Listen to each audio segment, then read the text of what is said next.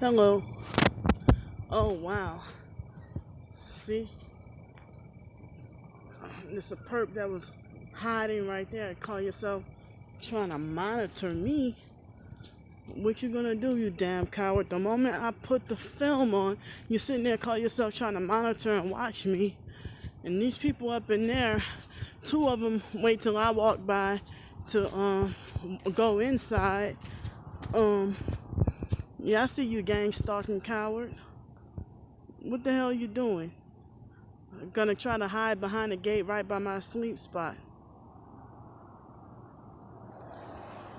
Go, I want you to confront me too.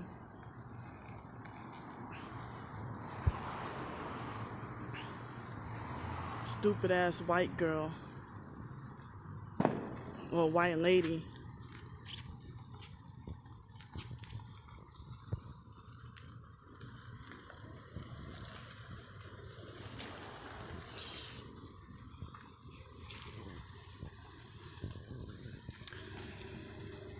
Yeah, I couldn't all the way see that license plate. But there also is July 8th and they're still harassing me with the you see the firecrackers? Still harassing me with the firecrackers. And see that lady, she was sitting right behind there. My sleep spot is right there.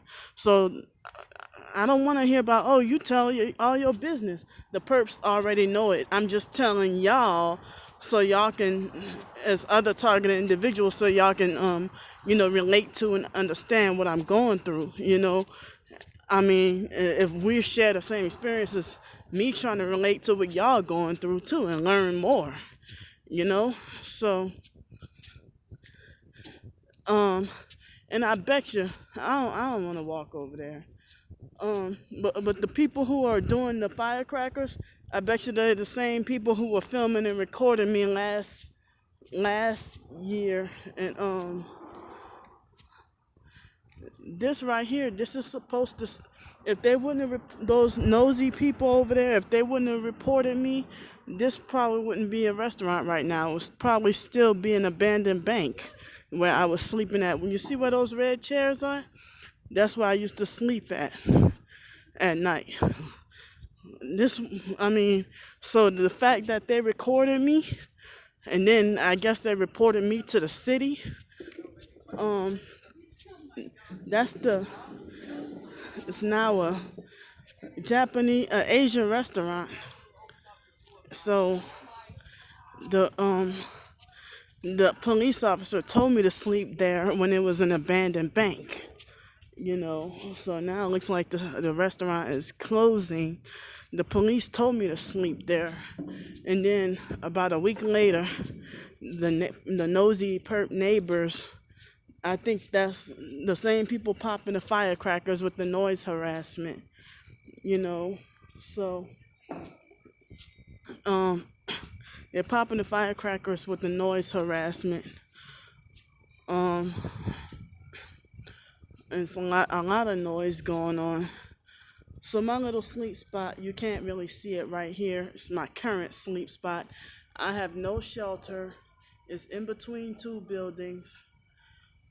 Um, Now there's harassment with the sirens. If you hear that, So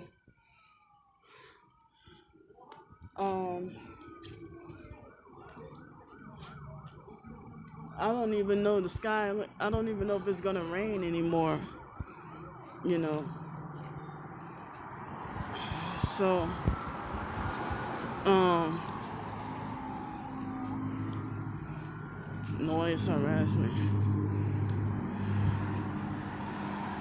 So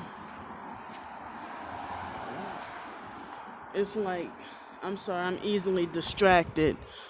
So I didn't realize there was perp activity. Somebody tried that with me tonight, but they just didn't succeed. Um, Hold on, y'all.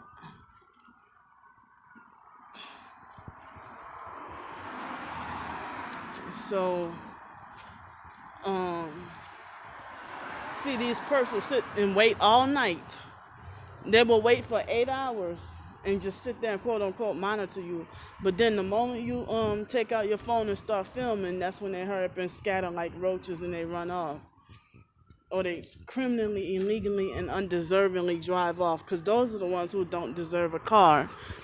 I hope y'all can hear me. So they have people who, even when I was living in Los Angeles, I thought it was just people. I was wondering, why would grown adults be that immature and cruel to intentionally, when it rains and they have water on the side of the road, on the side of the street. I don't understand why grown adults need to splash you with, use their car, and they have the flooding in puddles on the side of the street, and it's like they, if a whole like every single car, even in New Orleans, that happened to me.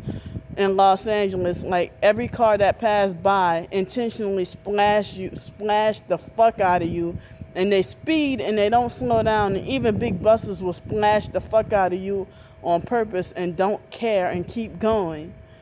And so one vehicle tried that with me earlier, but then um, I'm glad that God must have protected me, because that person must have wait till the last minute to, like, the person went to get on the right side to be close to me, and the person almost splashed me with the water, but didn't. I mean, I guess the person tried to be a little merciful, and then went and got way in the left lane after they passed me up. And then there was another person who, one of the idiots who wait till they drive near me and have the car silent, and then they wait till they get near me to just for a few seconds turn up the radio or the music as loud as they can. So it's like tonight is another night where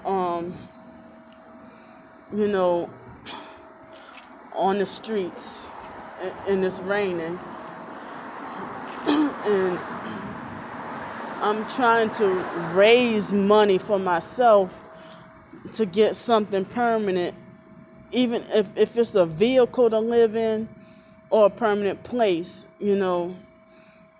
So with that, I get $803 a month, and with the $35 hotel, that would be like almost 1,100, if I think correctly, plus an extra $100. So I mean, I wouldn't have to worry about landlords with that, but then, for $500, you get a place in a dump that's guaranteed noise harassment and abuse, and your life threatened by so-called neighbors who hate you and don't even know you. It's like whenever I move to a new place, it's all quiet for the first 3 days, and then the noise campaign and the noise harassment and everything starts. Like on after the third night. So it's like my left foot is very itchy right now. Something bit me, I think. So I'm sorry the camera ain't I don't have the camera properly, whatever. I didn't even realize I was holding the camera in my hand and talking. I'm just sleep deprived and tired and out of it. So, see, they're so stupid. So, I've seen certain places where it seems like they handpick who can break the law and who can't. Like, who's allowed. I mean, who's forced to. Some people are forced to wear a mask, and some people don't have to wear a mask or show anything. But one thing, I had pizza earlier for lunch, and so somebody, when I asked a question on Twitter about how to I asked a question on Twitter about if the pizza had been out for 6 hours and and it's out but in an air conditioned room, if it's been sitting out in an air conditioned room for 6 hours, I said, well, is it still good? And that's next thing you know, somebody tried to bully, harass, and lecture me about trying to say, trying to falsely accuse me of eating fast food and pizza every day. First of all, it was a local pizza, and it was usually more like the organic stuff,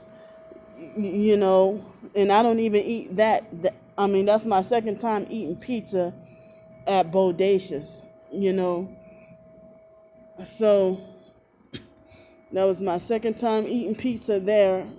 All the times I've been there, just wanted to try out a new kind of pizza, and the person just jumped to conclusion. That's how you know somebody's a narcissistic abuser. When a freaking complete stranger aggressively demand an answer for your personal business, or they want to act like a know-it-all narcissist, and I'm glad that somebody had defended me, saying, well, look, if somebody's poor and on a budget, they can't afford to be eating, organic all the and eat healthy all the time. As much as I want to eat healthy, and I've been trying to change my diet. I mean, I didn't have any cookie, ice cream, or cake, or any of that today at all. So at least I commend myself for that. But that made me feel bothered that that person, falsely just assumed that I eat fast food and pizza every day, just because of the one time I made ask a question. I hate people like that. And like I have to give a long-winded explanation to a fucking stranger whose face I never see. You know. Um,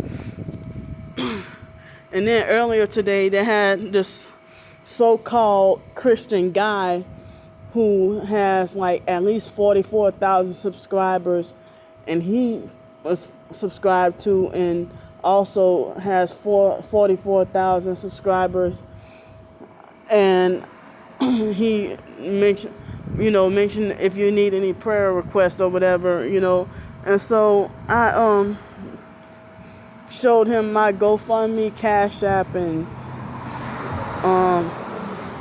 my GoFundMe, my Cash App, and my PayPal, and you know, and I guess he must have felt threatened about the targeted individual talk, and so he tried to say, "Well, sorry, I don't post GoFundMe." He didn't say GoFundMe, but he said go. He said, "I don't post GoFundMe links," and so I got mad and I called him a fake hypocrite and I blocked him. Because it's like if you have like a prayer. I mean, if you got that many subscribers, at least somebody could have helped me. Not necessarily you, but you act like posting a link is equivalent to giving me a lot of money. I mean, it's like, that's why I say all these so-called Christians either don't want to help or they try to block you from getting help, and they call that, serving the Lord. And then flip it on you and falsely accuse you of being covetous. I mean, I don't even think God wants me to be struggling on the streets like this. I'm just, trying to get settled somewhere. And I said the homelessness is taking the street homelessness, even in a shelter, would take a toll on me because, end up, they force you to get up at 5:30 in the morning, and I have to get up at 5 here, because if it's a place of business, I can't be, still here, at by the time I ate. But see, when the restaurant was now a restaurant, when it was an abandoned bank, On a Saturday or Sunday, I used to be able to sleep in even at 10 o'clock in the morning if I wanted to. You know, nobody would mess with me. So it's like